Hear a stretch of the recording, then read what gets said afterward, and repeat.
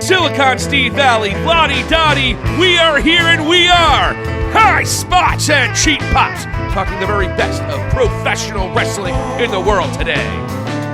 Yeah, I want to touch base on the Samoa Joe and Hook main event. Please do. I actually didn't see a lot of it. Yeah, it was basically one of those matches that got a lot of, more than most, a lot of like interest from Twitter with Tony Khan's antics with the Jinder Mahal thing and blah blah blah.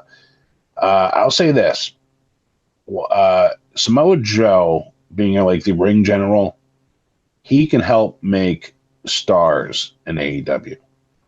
And I feel that match was easily the most important match in Hook's career, easily. Oh, yeah, of course. Yeah. And the way that they sold Hook, even in a loss, they made a star. Okay? Now all of a sudden, Hook's cutting promos. He went toe-to-toe with Joe. The Uranage into the onto the announcer desk table was vicious. He didn't hit any of that with his back. He hit it with the back of his head. Vicious. And also even kind of, there was something added, I think, to Taz being on the mic, where you're seeing a father watch his son get sort of pummeled and then scratch and claw. I kind of liked that aspect of the match. And where it was kind of weird was this. If you left the match from bell to bell, I was very cool with it. I didn't like the antics afterward, because it was like the way Hook was like pushing off, like especially in the Hangman portion of it. Like Hook left, and then Hangman called him back just for Hook to like. It was almost like they missed something that they had to get on camera, I felt. But bell to bell, they did wonders for Hook's career. Samoa Joe was a genius. The way he played it off. When Hook hit that suplex on Joe, that place went nuts. It was very well done.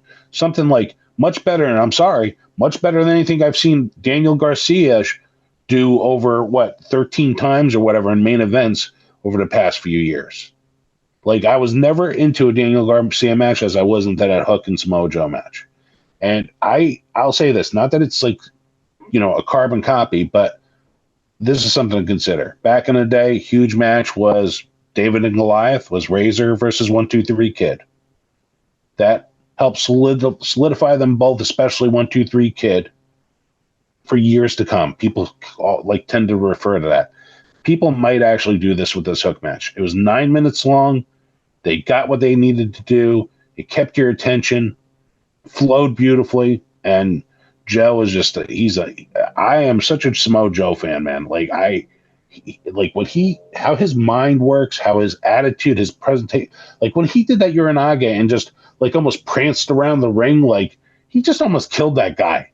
Like the way he reacted to it, he's such a badass heel. And he is just one of the wonders of the wrestling world. And I cannot say enough good things about that guy. I love the match.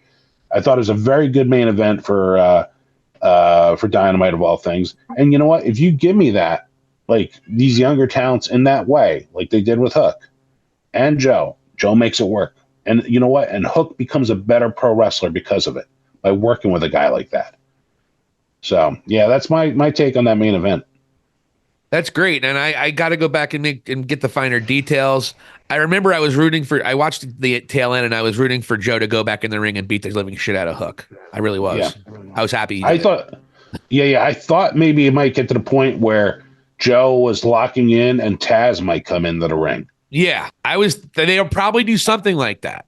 I think if they move this forward and there is a second match, which I think there might be, if this is getting as much traction as if people have fallen in love with it the way that you are describing, which, by the way, Vladi Dadi, if you haven't noticed, folks, is not the easiest guy to impress when it comes to all elite wrestling as of late.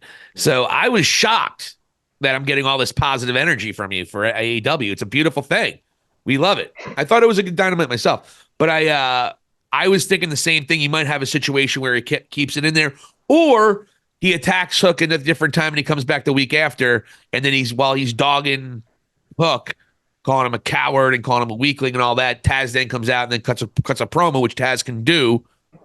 And then as Taz is walking away, locks in the Kakina clutch, doesn't let off for a while. Yeah. That builds even more heat with him and Hook. Attacking a legend, attacking his father, attacking a retired man with a history of neck injuries. Exactly. So Writes itself. It does write itself. Is Tony going to do it? Nah, probably not. Samoa Joe's involved, so I think there's going to be some kind of sense to it. I think he was honestly, again, the storyline with him betraying Adam Cole, I thought it was well done, and I thought he did a brilliant job with the whole thing. His part was brilliant. I really believe. Yeah, his part of it was very good. Like, it was the best part of it. It saved it. Thank you so much for watching High Spots and Cheap Pops. For Vladi Dadi, this is Silicon Steve Valli. Hit the subscribe button and let us know what you think. Thank you for watching, and here endeth the lesson.